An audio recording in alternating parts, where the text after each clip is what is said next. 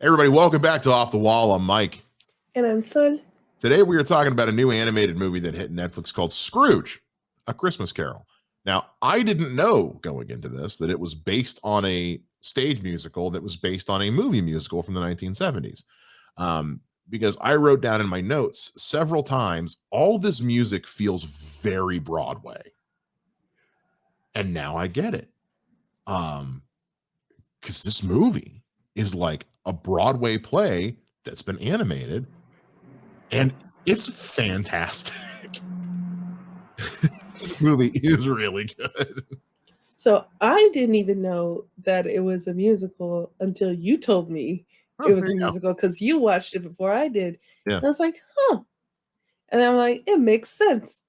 And like you said, it is fantastic. Yeah. Absolutely fantastic. There were a couple times, whether it was because the voice acting in this is so good. Like, these are some voice actors who didn't just show up and read some lines into a microphone. Because you've got you got Olivia Colman, you got Luke Evans playing Ebenezer Scrooge. Didn't see that coming at all. Jonathan Pryce is in it. But they nail it. They understood the assignment with this one. They really did. And like, as I'm watching this animated movie and I'm hearing the musical numbers, I can visualize in my head how this would look on stage. And I'm like, me too. Yes. I was just like, I need to see this on stage. I can visualize how all of this would look on stage. And but doing it in animated was brilliant, because the animated was able to bring a certain thing that you can't see in a live action or on stage, which I want to see this on stage. I really want to see this on stage.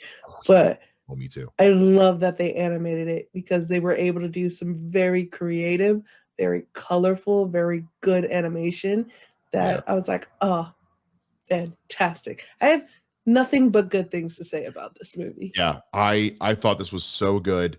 I thought, because A Christmas Carol is one of my favorite, not just Christmas stories, but stories.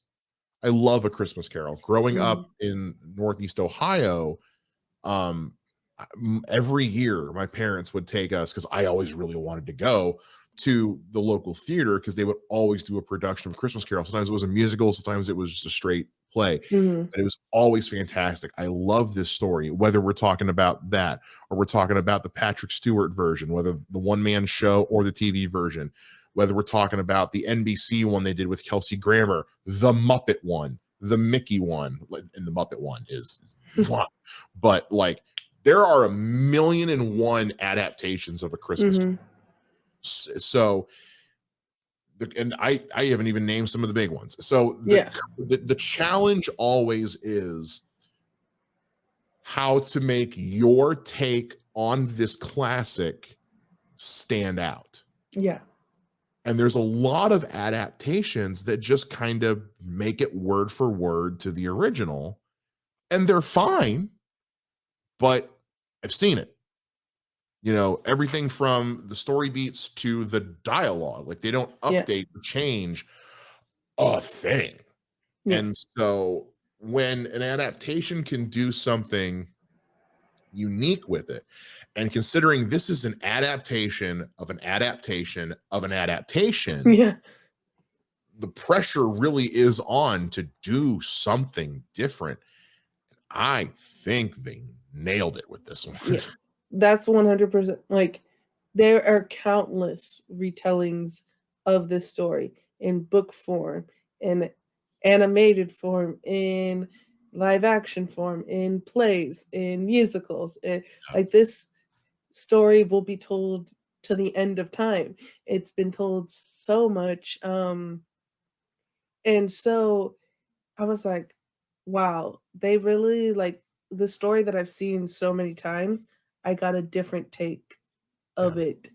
And I enjoy the story a lot. Like, it's not my favorite Christmas story, but it's a story that, like, I seen and heard and read so many. When I was little, I had this book of Christmas stories, and that was obviously one of them that was in the book, um, it's the fact that it was able to really stand out and look amazing and sound amazing, and the music was awesome and the voice acting was awesome, the animation was awesome, and really just show different ways on how to be creative with a story that has been told countless times.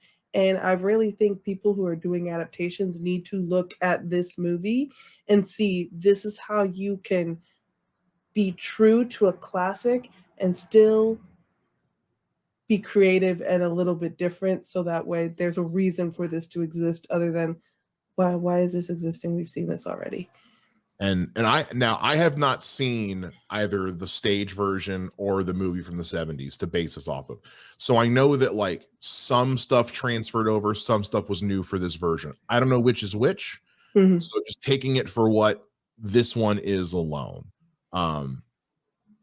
I don't know if they did this in the other versions. I don't know if this was just for them, but the way we explore Ebenezer Scrooge in this is so much more thorough Mm-hmm.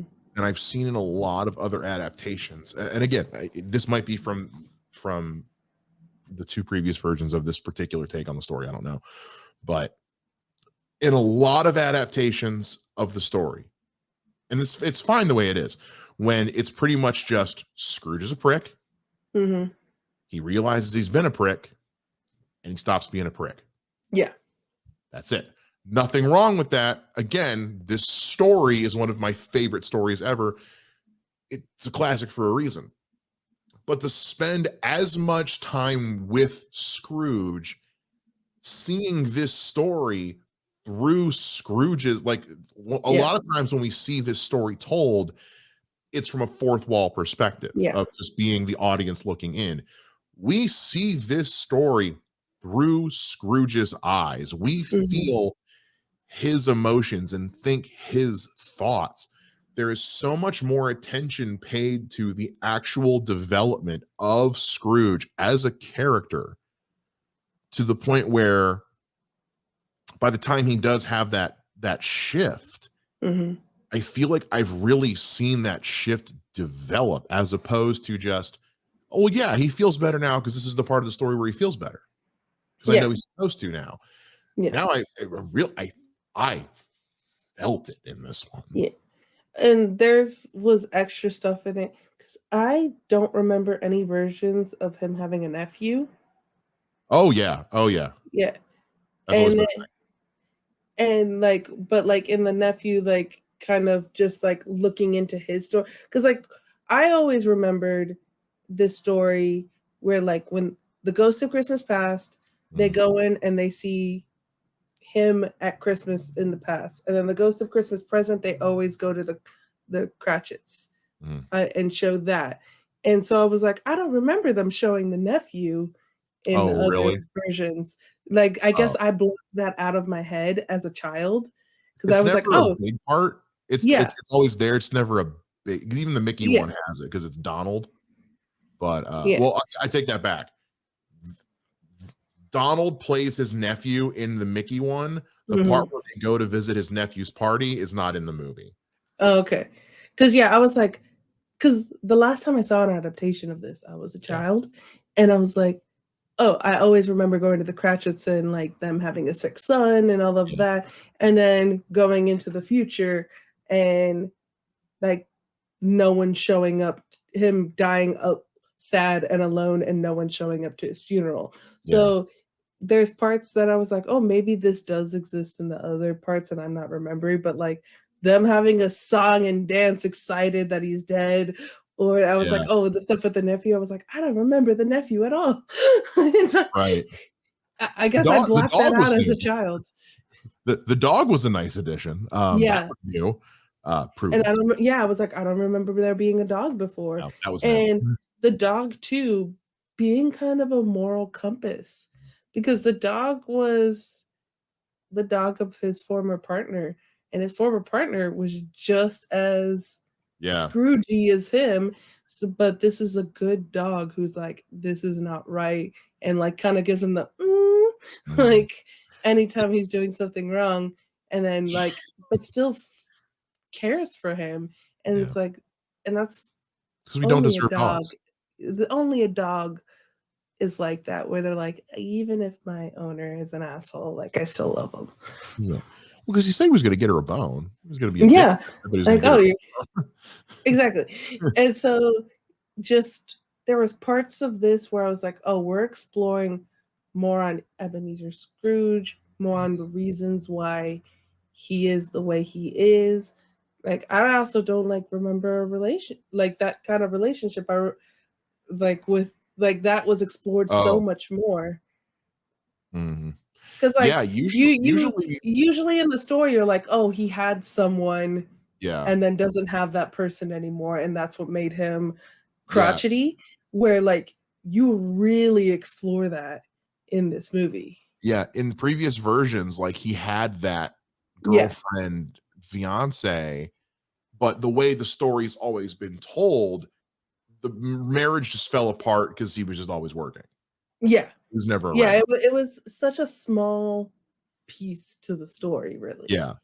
Whereas with this, it's like, yeah, that was part of it, and this is something I've never seen in any adaptation of this story.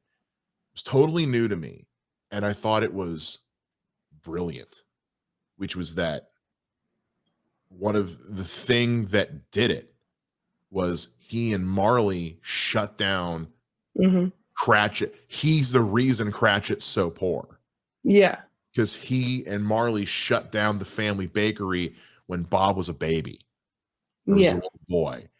And I love the thing with the two and she colored saw eyes. it. And she saw it. So Yeah, which I've on never two seen different that in levels, any of the versions. in one scene, you've added depth to his relationship with Bob Cratchit that wasn't there Hmm. ever. Excuse me, and you've added depth to the ending of his relationship with I forget the fiance's name because Yeah, I think they changed some of the names in this version yeah. of it too. 'Cause Uh, very much it's like a, "Oh, this happened to him," where you can yeah, feel like, "Oh, she" in the regular story, it's like, "Oh, she left because he's working all the time," and you're like, "Oh, that really sucks for him." And in this version, you can kinda be like, "Yeah, no, I would leave too. If I saw my yeah. fiancé being an asshole or condoning someone being an asshole and ruining Yeah. another person's life, then yeah, I'd be like, I'm out as well." Not only that, but like you mentioned that he learns a lot of his cruelty and stuff from Marley. Jacob Marley is one of those characters who's always been depicted a little bit different in every version of this Yeah. story, if at all. Usually he's just the ghost and that's it. Uh, Mhm. this is the first time I can remember Marley being the OG asshole. Yeah. I've seen versions of the story where like he was on kind of a similar level, but still Mhm. had a little bit more human, Yeah, yeah. or was a nice guy but was greedy. I've never seen it Yeah, to where it was like he was his mentor that turned him yeah, into a prick, and I was like, again, that's different. yeah, and I'm into he, it. like, uses his phrases, like Yeah, Marley's phrases, like, you're like, "Oh, yeah." So that it's just adding more and more layers to the story, and where I I don't know why my brain completely was just like, "He doesn't have a nephew, what?" But yeah, no, like, I remember the girlfriend leaving, but it was yeah, it was just leaving because he worked so much. I remember, yeah. like, his past, I remember, like and two, the way they had the ghost this time, like, the candle Oh, wax Olivia Colman kind of was so good as the Candle Ghost. yeah, So and good. then, like, the second guy in his music number, Mhm. the A lot of Ghost of soul, a Christmas very Present. soulful. Yeah, and then just the absolute silence Yeah. of the Ghost of Christmas Future Oh, in this, hauntingly silent. if you want to make a even a halfway decent adaptation of A Christmas Carol, there is one rule, and that rule is the ghost of Christmas Future has to be scary. Mhm. He must always be a silent, scary, hooded. Like that has never changed. And Yeah. he was Yeah. creepy in this. And the Woo-hoo! fact too that it was, because you didn't see Ghost of Christmas Past Mhm. become Ghost of Christmas Present, but you saw Ghost of Christmas Present become Ghost of Christmas Yeah. Future. And that transition there into that silent, scary, and then you have the dog being Mhm. like, no, no, no, you shouldn't be happy about what's going on right now. Yeah. It Yeah. was having the Ghost of Christmas Present almost kind of Dr. Jekyll, Mr. Hyde into Hmm. was and I might be reading way too much into this, but that's kind of my job. It felt almost metaphorical because your present becomes your future becomes your present every second. Yeah. And so it makes sense that the present would change into the future because what he does in the present is going to affect the future. He can't change the past, Hmm. but he can change the present to change the future. Yeah. I don't know if that was what they were going for, or if I am just way too into this, but that's what I got out Yeah. of And you see each action that he makes when it shows a flash forward, it. Yeah. like Yeah. at the end, be like, oh, you don't die alone. Oh, like Bob Cratchit's son survives. Oh, this happens. You have a better relationship with your nephew. Like, and it shows, like, does a little quick fast forward with like just these little act of kindness Mhm. make all the difference in the world. And I think that's such a good message and why this story is so beloved. And it's really needed for right now in the times that we're in, that to show like these small act of kindness really do make a difference. Not only that, but like we live in a world post um when the post 99% rallies. You know, we live in a world with Elon Musk buying Twitter and Jeff Bezos being a real life Lex Luthor. You know, we live in a eat the rich time, which Mhm. um they made a change. I'm going somewhere with this. They made a change with when Scrooge is begging the Ghost of Christmas Future to let him change. Mhm. In all previous adaptations, it's been he finds out he's going to die, people are going to love it, and he doesn't want that to be him. Mhm. And I like the way the original story is told. Again, the original Mhm. story is such a great moral compass, the importance of being a good person. But in a lot of adaptations, you can get the impression that he just wants to get another chance so that maybe just so he's not hated when he dies. Yeah. In this one, he starts off like that, but he changed to say, give me another chance so I can save Tiny Tim. Yeah. Me another chance so I can unfuck everyone else's lives that Yeah. I have ruined the Cratchit's place in life is my fault. I Let me ruined go. it twice. I ruined it twice. Let me go. Give me another chance so I can help them. Screw me. I want to help them. Yeah. As soon as he said, let me live so I can help Tim, Mhm. my throat swelled shut. I was like, let him live. Give him another chance. I Not Tiny Tim. I felt that because first of all, every version of this story I've ever seen, when it's Bob crying over the death of Tiny Tim, I start crying. Mhm. Every version of this story that includes that, I start crying no matter what. Yeah. And I was crying after the song Goodbye. The song Goodbye is so powerful and moving, and Luke Evans and the actress Jessie Buckley who voices Isabel. I need to see that musical number on a Broadway stage yesterday. And it was moments like that, and the moment I was talking about a minute ago with him begging the ghost of Christmas future, he just wanted another chance so he could go do the right thing by other people. And Mhm. it doesn't end with him just buying a goose and dropping some money in a bucket Mhm. and all is forgiven. Like, no, he gives a shitload of money to these orphans. He, lets them come eat. He's like, and you guys gonna stay and hang out with us, right? You're gonna party with us. You're gonna eat with us. You guys go have some presents. Like, I invited the whole town. Yeah. Like, it was such, and then also, I'm forgiving all your debts. I'm donating to your charity. I'm doing like I'm gonna do it for the rest of my life. And Bob, and this part that's always been there. I am paying you what I owe you, and I am making you my partner.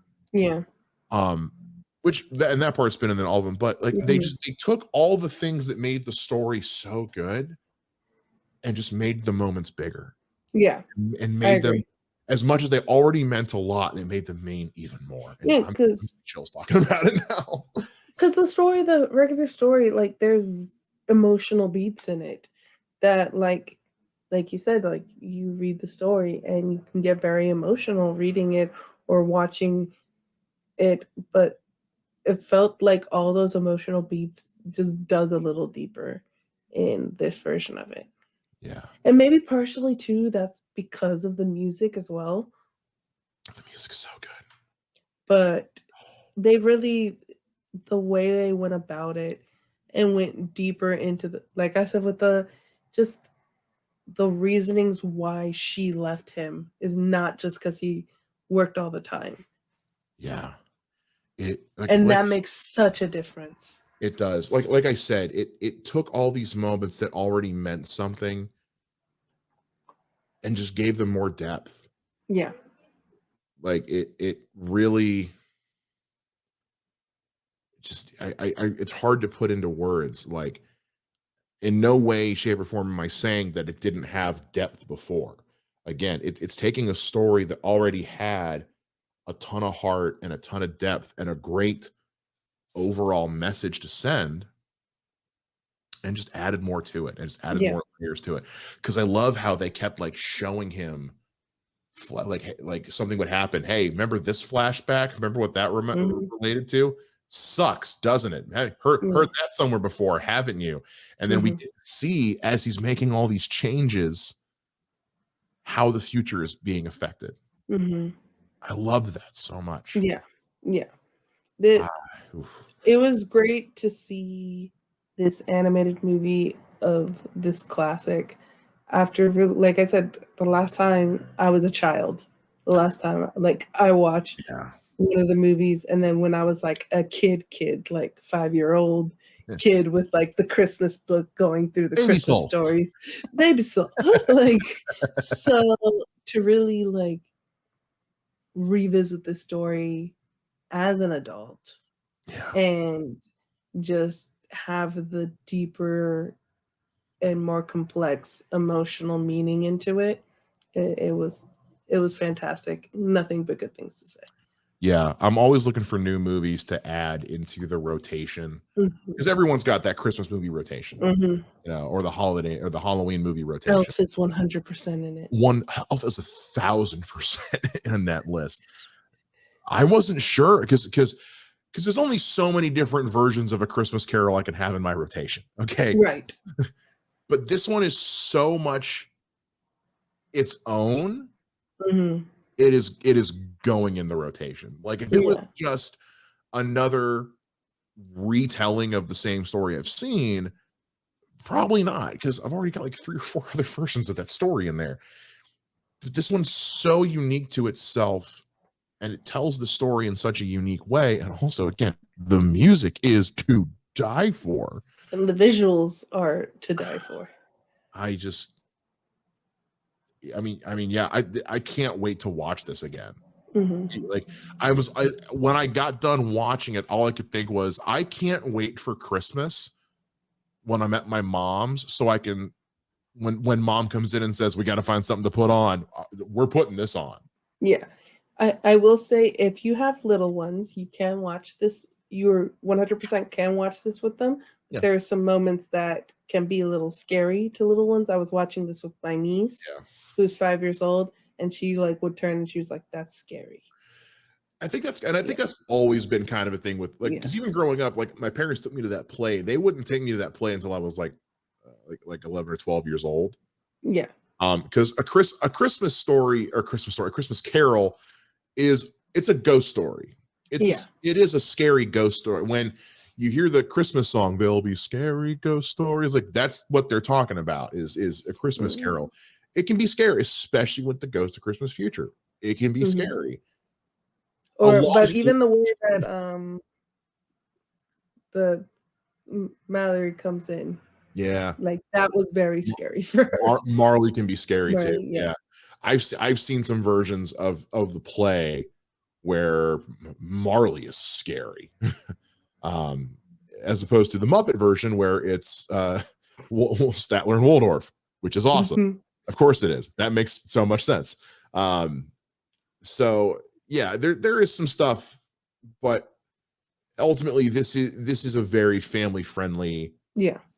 You can definitely watch this with your kids, and yeah, little ones might get a little freaked out there, but it's just she laughed at the dog a lot, and like the dog floating with the bone. So good.